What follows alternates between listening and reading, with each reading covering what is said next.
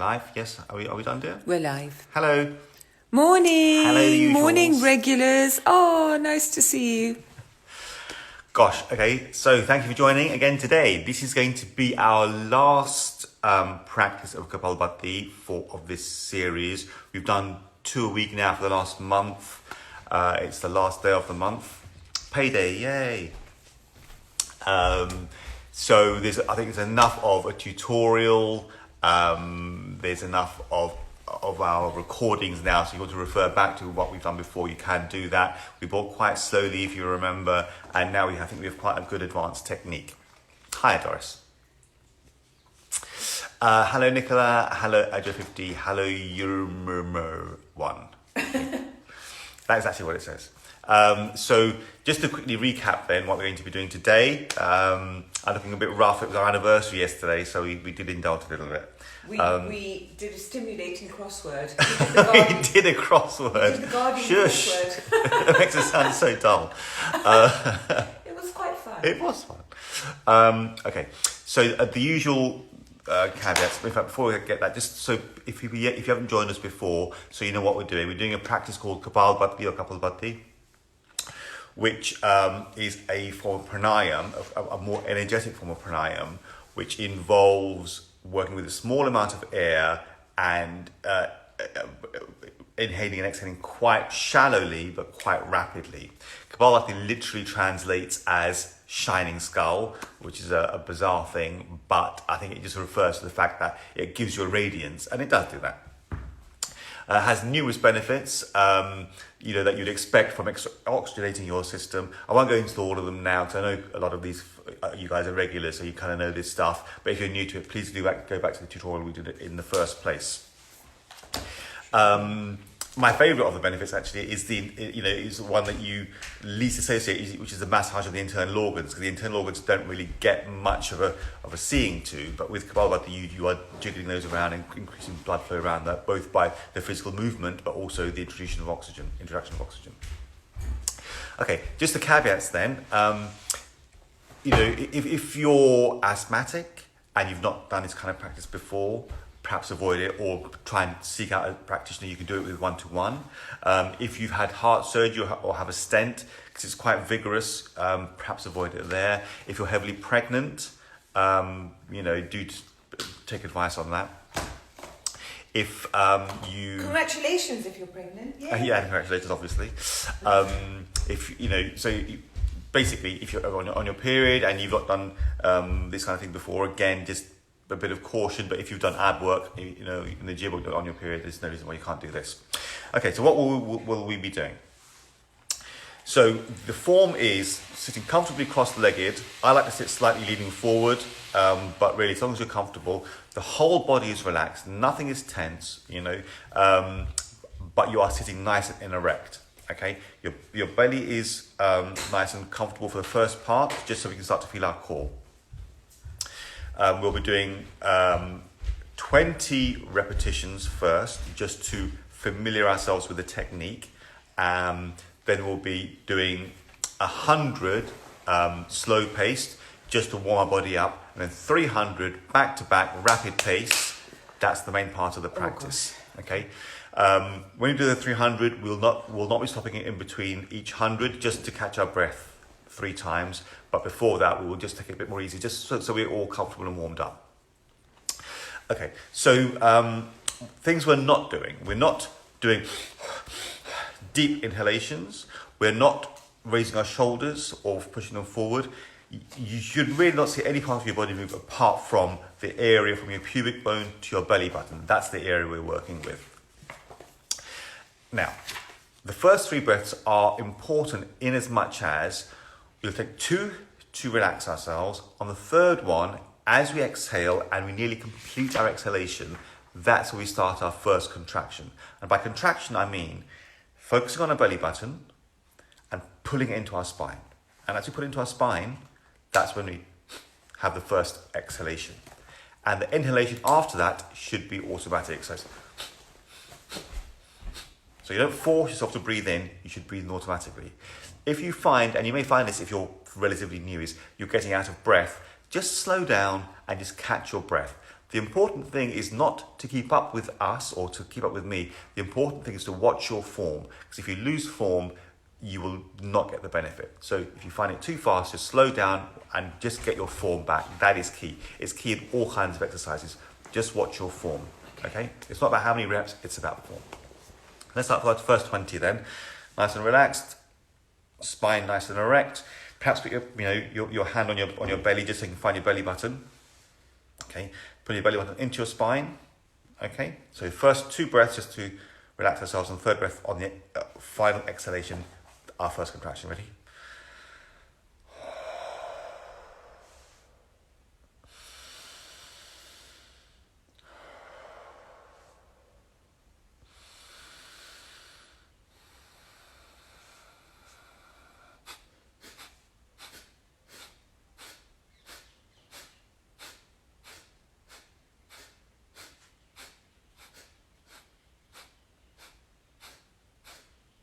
There we go. So hopefully you've engaged your spine, your core now. So remember, try and focus on just the area above the bladder. Just pull that bit in. And so that's, we should try and do this on an empty stomach and an empty bladder as well. Let's go again then. So 3 breaths, we can do 100, slow pace, just to warm our body up. Okay. So engage your core, spine nice and erect. Put your belly button into your spine. Okay. 3 breaths.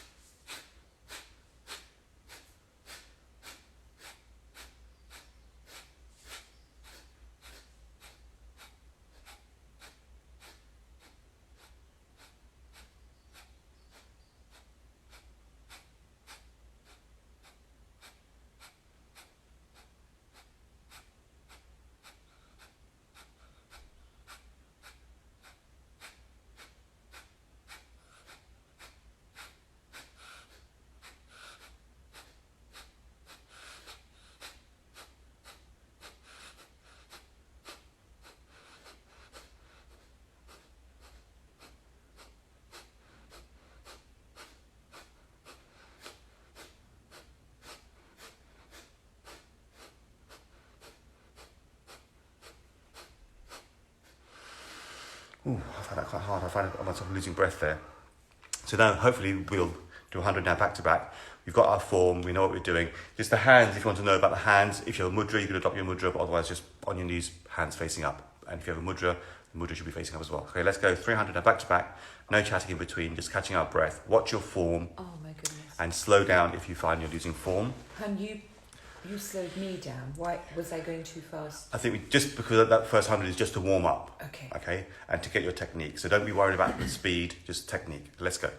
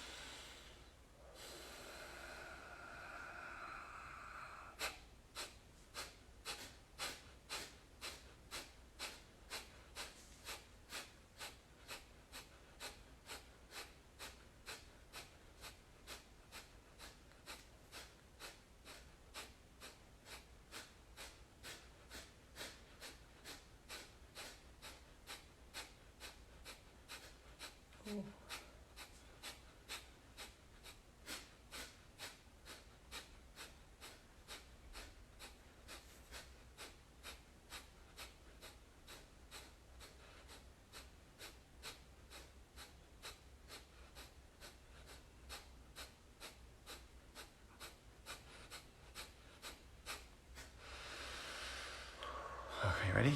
3 breaths. 1.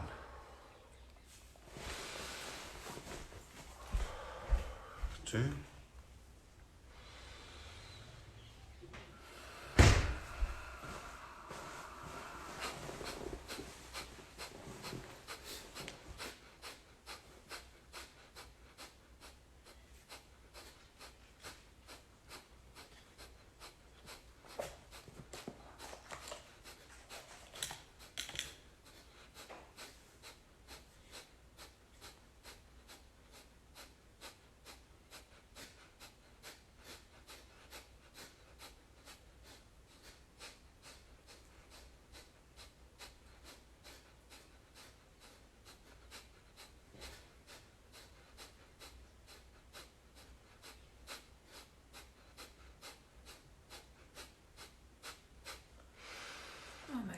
breaths. Last round. Last and best, guys. Last and best. 1.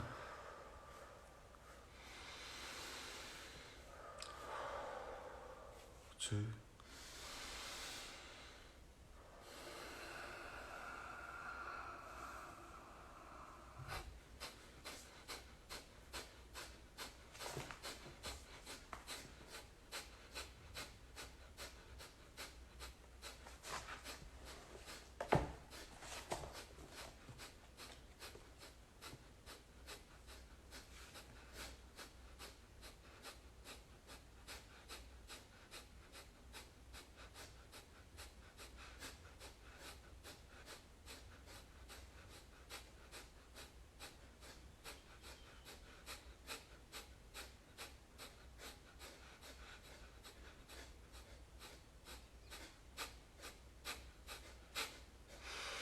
Cool, there we go.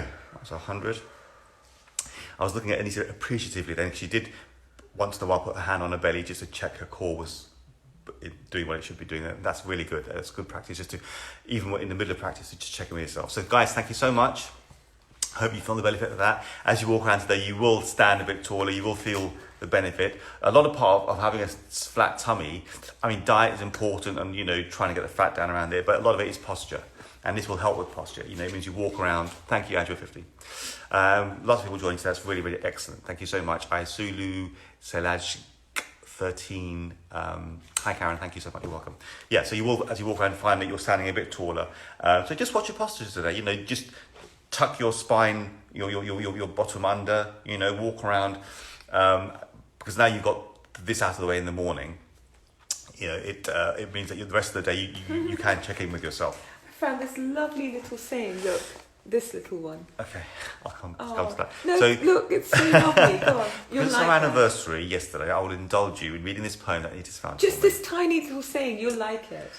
There is so much good in the worst of us, and so much bad in the best of us, that it hardly behooves any of us to talk about the rest of us. Isn't that great? I guess that's Yeah. it's actually quite apposite. It's quite fun. That is quite fun. Yes, so our anniversary. So thank you for joining today. As I said, this is our last practice. What we're going on to from Thursday morning, I'll do a tutorial, but we'll be changing to an evening practice from next week of a thing called Netra Vyayamam, which is eye exercises. And my thinking is that as we go back out into the world, we're spending more and more time. Karen, this is our last one of these. But we would honestly, a new thing called Netra Vyayamam. IGTV. Of course, and they're all on IGTV. Which, as we go into the world, we're spending more and more time. We spend time on our machines, on our devices. But I find with that, you're looking at your device, you're looking away, you're doing something else, looking at your device. Now you're back in the office. You're probably spending a lot more time looking at a fixed screen for a protracted period. Okay, so I'm thinking, what can we do just to because we all have to do that. I have to do that. I spend hours on my computer. It's how we can avoid damaging ourselves. Okay, radiation from the machine. Okay, that's you can sort of take walks in fresh air. Bath salts are great for that because they help balance against that radiation. You can buy filters. Exactly right. You can buy filters. But how do you avoid eye strain? And then, and Ayurveda in yoga, there is a practice called Netra Vyayamam, which is a series of eye exercises. And we'll be going through those with a tutorial on Thursday morning, and we'll make it an evening practice, just about 8 o'clock, but look out for that. After a weary day. To rest your eyes after a weary day. And as we'll do it over the next month, and as we progress with that, we will mix it in with pranayama breathing. So we'll be doing the two concurrently. And the kind of breathing we'll be doing is the one we did initially, which is the Nadi Shodhana, the circular breathing, also known as cyclical breathing. Okay. I wonder if there's any breathing techniques that anyone would like to. I mean, Please so say. that's our next month. And if there's anything particular you'd like us to cover here, then do say, yeah? Because it's nice to do these things in a community as a group. You can do it on your own, obviously, but I think if you do it as a community as a group, it just adds a bit of fun to the thing, and you're not alone doing that. So my thought for the day is not really a thought for the day, it's the thought for life really. And it's something I'm guilty of not following myself too often, and Anita often reminds me. And that is the importance of celebration, of marking things. because someone once said to me, in fact, it was Anita's brother, we were marking Mana's or Millie's first birthday, and he said, she won't remember this necessarily, the events of the day, what happened. She's only one, but she will remember for her whole life how she felt, how special she felt. And that comes to us all through our lives. You know, no matter how old you are, you like to feel valued. And so to get that, you need to give it. So, you know, I'm thinking yesterday, it's our 29th wedding anniversary, 29, it's not 30, it's not 25, it happens every year. But it was lovely, we had a lovely day, and I thought, well, we should do this more. And you can do it more easily. Birthdays, anniversaries, any small victory. And not big gestures. Yeah, It's not big it doesn't have to be a grand gesture. It can just be flowers on the table. Flowers on the table. You bring maybe a little treat home for the day. You know, nothing too naughty, hopefully, or a little card or a little note, just to mark any a little victory, any little event, really. You know, if someone's passed an exam, if a friend of yours has passed an exam or has got a promotion, it's important just to mark that you're thinking of them. Even if they're on the other side of the world, just give them a little note and say, well done you. Because you know what? They'll feel great and you'll feel great and you'll get it back. So I think it's important to remember these things and just to do that little bit extra to mark them. So thank you for your practice today. Yes, I think the eye exercises, I've just started really quick. It's something like I was taught when I was younger. And I never really did it. My father always said to me, there are very small muscles in your body that never get a workout. And your eye is one of them. There are so many structures. Something like 40% of your brain power is devoted to vision. And vision is the most abused of your 5 faculties. Wow. All right? And it's something like 8 out of 12 of your nerves that connect your brain are to do with vision. And we just abuse our vision so dreadfully, even more at the moment when we are so hooked on devices. So, you know, I'm going to not bang on about that too much. Thank you for joining today. I hope you enjoyed the practice. Go into the world walking taller, holding your abs in, tucking your tailbone under, and, you know, let's have a win today. Okay, thank you guys. Have a lovely day. I'll see you on Thursday morning for our new practice of Nectar Vyayamam.